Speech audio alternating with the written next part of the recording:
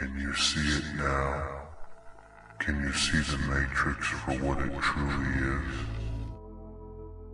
Você já se perguntou o que realmente acontece depois da morte?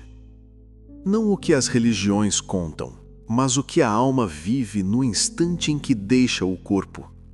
Existe mesmo um julgamento? Uma balança? Um tribunal invisível diante do qual todos nós seremos chamados? Segundo a gnose, sim, mas não da forma que a maioria imagina. Na visão gnóstica, o julgamento após a morte não é um teatro celeste, nem um castigo imposto por um Deus externo. É um encontro com a verdade mais pura, a verdade sobre si mesmo. Quando o corpo morre, a alma desperta, ou, em muitos casos, continua dormindo. Ela é conduzida por forças cósmicas através dos planos sutis da natureza. E nesse percurso, chega a um lugar onde nada pode ser escondido. Esse é o tribunal da consciência, onde cada ser humano se depara com o resultado exato de tudo o que viveu. Na linguagem simbólica dos antigos mestres, esse momento era descrito como o pesar da alma.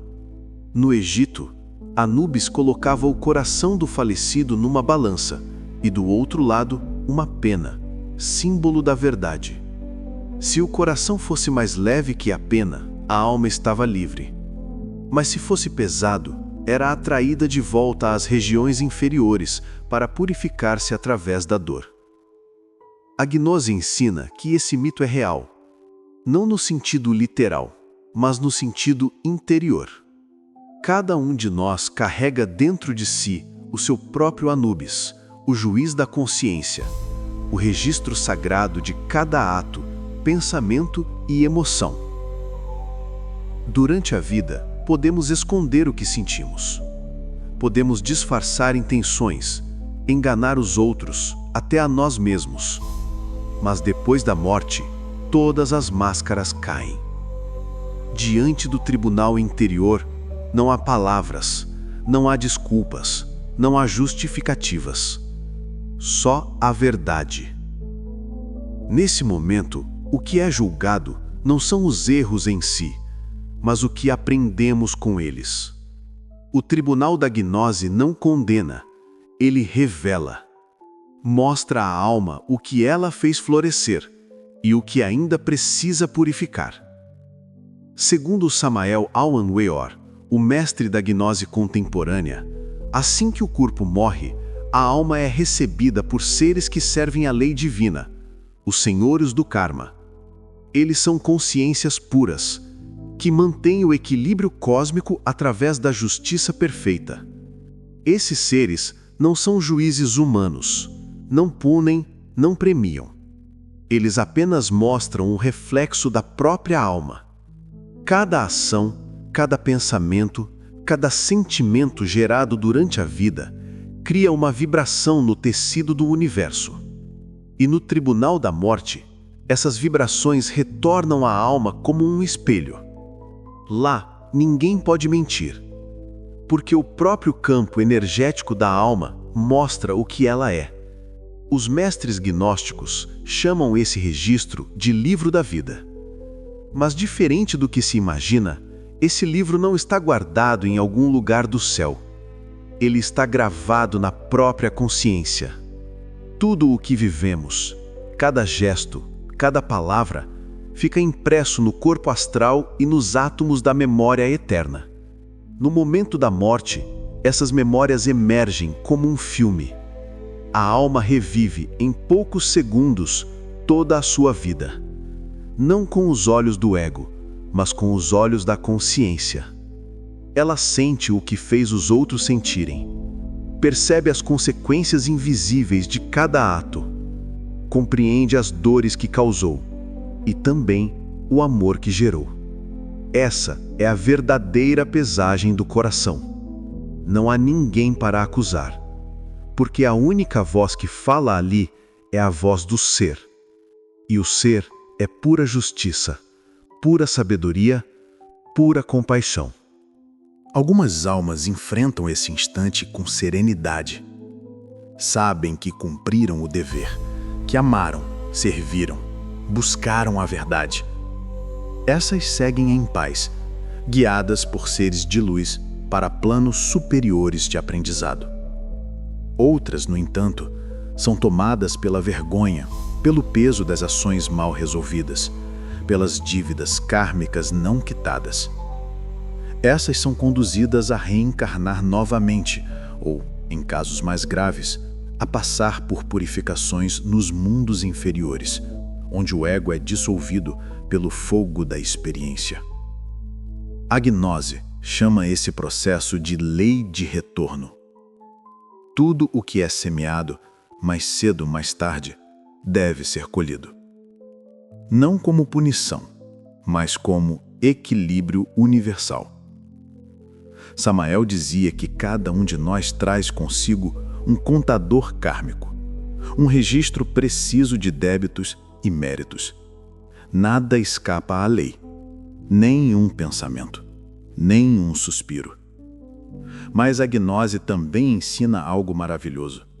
A lei pode ser transcendida pela consciência desperta.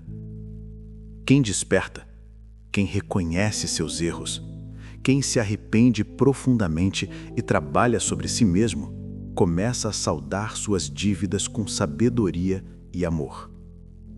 Essa alma já não precisa sofrer para aprender, porque aprendeu conscientemente.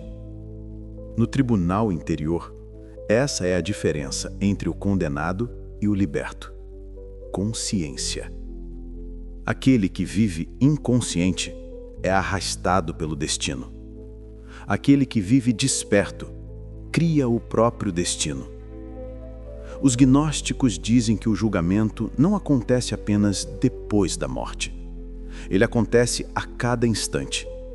Cada escolha, cada pensamento, cada palavra é uma sentença pronunciada pela própria consciência. A morte apenas revela o resultado final desse processo contínuo.